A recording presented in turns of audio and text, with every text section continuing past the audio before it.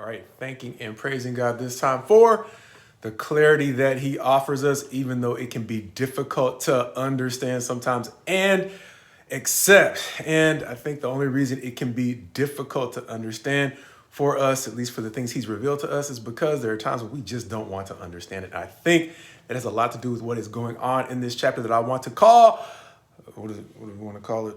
A hindrance, because that word literally comes up in the chapter. And I think it has a lot to do with the confusion that we'll also see as an unstated theme. I think in chapter 16 that I think the ESV breaks down effectively in paragraphs. So I just want to follow its paragraphs as we look at some of these relatively famous stories. First of all, in the first, 4 verses or so, we see the story of the Pharisees, and this time the Sadducees, coming to him to test him again. At least this time the Pharisees with the Sadducees coming to test him, asking for another sign, at which point he will give them once again the same answer he gave in chapter 12. They'll get no other sign than the sign of Jonah. That is, if the miracles weren't already enough. Beyond that, verses 5 through 12, we're going to talk about his warnings to the disciples to beware the leaven of the Pharisees. Understanding that, going on from verses 13 through 20, in contrast, they are going to be able to, through God, have the revelation that helps overcome confusion. Understanding that in that chapter, Peter is going to understand that Jesus is in fact the Christ, as Jesus is famously going to ask them, who do people say that the Son of Man is? But who do you say that I am? At which point, Peter in verse 16 is going to confess him as the Christ, and Jesus is going to say that he is blessed because flesh and blood has not revealed that to him, but his Father. However, the joy of that revelation from the Father is going to be short-lived, as in verses 21 through 23. He's going to go on to tell them what that actually means, meaning his prophesied death, burial, and resurrection, at which point Peter is going to, probably a little bit too full of himself from his recent revelation or maybe small victory, is going to then try to rebuke the Christ and tell him this will never happen, at which point Jesus is going to utter the famous words, "Get behind me, Satan. You are a hindrance to me, for you are not setting your mind on the things of God, but on the things of man." Leading into the final section of the chapter, verses 24 through 28, which are going to talk about the way in which they could possibly better understand the scenario that Christ has begun to explain to them if they refix their perspective on picking up their own cross and following him, as opposed to trying to stop him from picking up his.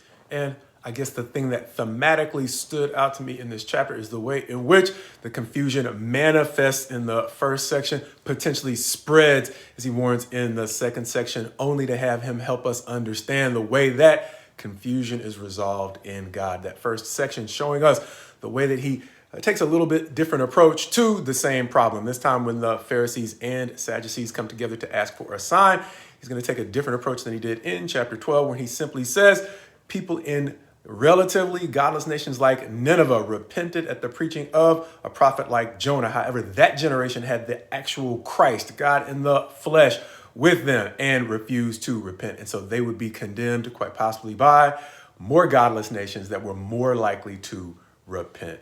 Going on though, before we leave that section, one of the distinctions is that this time what he will say is, look, it's not like they're completely confused. They understand how to read the signs of the times as they relate to their business interests. However, meaning the way in which the weather presumably affected their ability to go to and fro and conduct business. But they didn't understand the spiritual signs of the times in a way that seems to reflect a denial or a conscious confusion about the way in which the Christ correlated to the prophecies that they presumably, as the religious leaders, had been studying for generations. And so the confusion in the first section seems to be more calculated. And because of that, he is going to warn them in the second section, meaning his disciples, to beware of the leaven of the Pharisees. They are confused, of course, thinking that he's talking about physical bread, but that's the point at which he takes their memory or takes them back to the previous feeding miracles, where the amount of bread they had didn't matter. They had very little that provided for very many. And so even if they had no leaven or no bread with them, that's not what he was talking about. He was saying, be careful of the way in which the Pharisees and Sadducees spread their misunderstanding through faulty teaching. Understanding that the next story, the story of Peter recognizing the Christ, helps us see the way in which clarity was provided, not through mental gymnastics, but simply by being open to letting God clarify the situation. Meaning, Peter was able to see the signs of the times, meaning the Christ is, or Jesus was the Christ, because he was willing to hear it.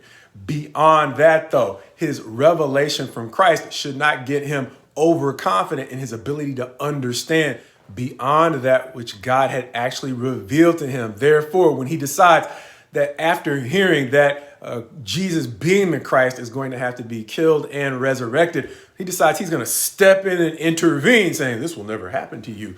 He has basically overstepped his bounds because God had not revealed to him that his role was to interfere with the Christ being crucified, but that was possibly the result of him being overconfident in the revelation that he had just received. And so the remedy for that presumption seems to be quite possibly at least twofold. One, of course, fighting the temptation to go beyond what God has actually revealed. Of course, starting with his written word, but going beyond what the Spirit has actually revealed to Peter and, of course, to us.